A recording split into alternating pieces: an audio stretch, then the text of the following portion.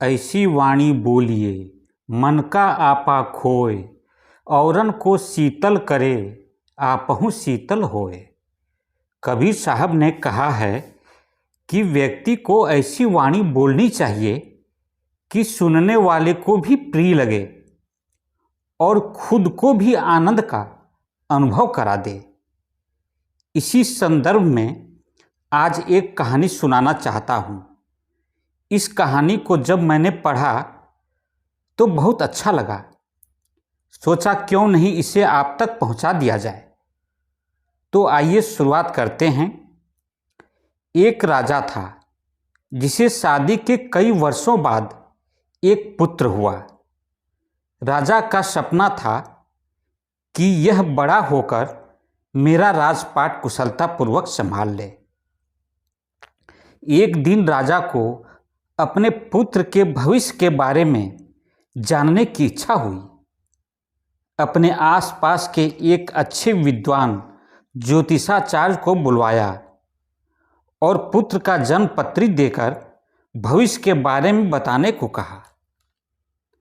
विद्वान ज्योतिषी ने गणना किया तो उसके अनुसार राजकुमार के शादी के 3 वर्ष बाद एक सुंदर पुत्र होने का योग था। लेकिन पुत्र प्राप्ति के 2 वर्ष बाद ही राजकुमार के मृत्यु होने का भी योग था। ज्योतिषी महाराज जी ने इस सत्य को कहने का साहस नहीं जुटा पा रहे थे। अंत में ज्योतिषी ने सत्य बता दिया कि राजकुमार का 35 वर्ष की उम्र में ही देहांत हो जाएगा। सच्चाई इतनी कड़वी थी कि राजा सहन नहीं कर पाए और ज्योतिषाचार्य को कारागार में बंद कर दिया, क्योंकि राजा अपने पुत्र को अपने राज्य का उत्तराधिकारी के रूप में देखता था। राजा ने अब दूसरे ज्योतिषाचार्य को बुलवाया और उनसे अपने पुत्र के भविष्य के बारे में जानना चाहा। लेकिन इस ज्योतिषाचार्य ने भी अल्पायु की घोषणा कर दिया। राजा ने क्रोध में इसे भी कारागार में बंद करवा दिया। इस प्रकार कई ज्योतिषाचार्य को बुलाकर पूछता रहा। परिणाम जानकर सभी को कारागार में बंद करता रहा।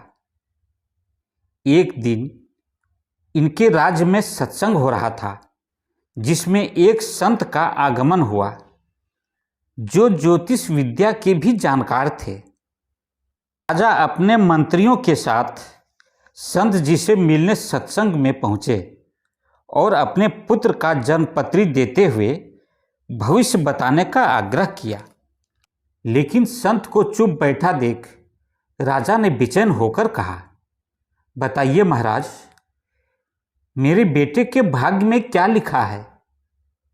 संत ने कहा, राजन, राजकुमार के पुत्र का भाग्य इतना सुंदर है कि यह एक महान योद्धा, पराक्रमी और निर्भीक सम्राट बनेगा।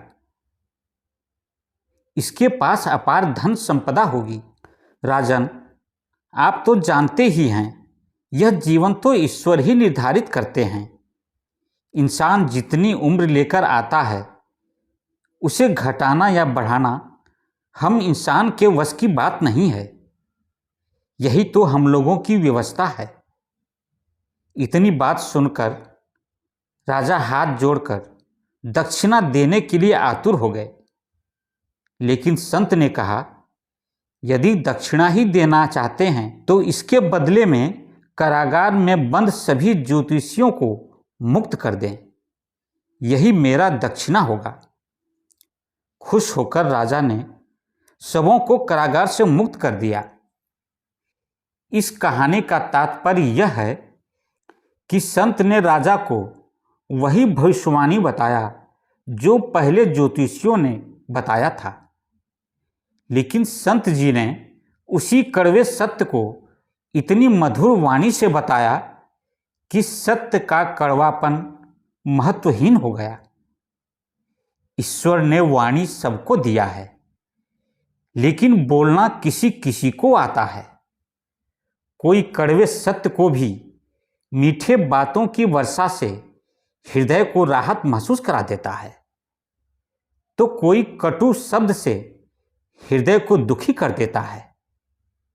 यह शब्द निकालने वाली जीभ मात्र 3 इंच की ही होती है, लेकिन इससे निकलने वाले कठोर शब्द 6 फीट के लंबे मनुष्य को घायल कर देता है। इसलिए इतना मधुर वचन बोलें कि दुखी व्यक्ति का भी हृदय तृप्त हो जाए। आज बस इतना ही। आज का वीडियो अब समाप्त करता हूँ।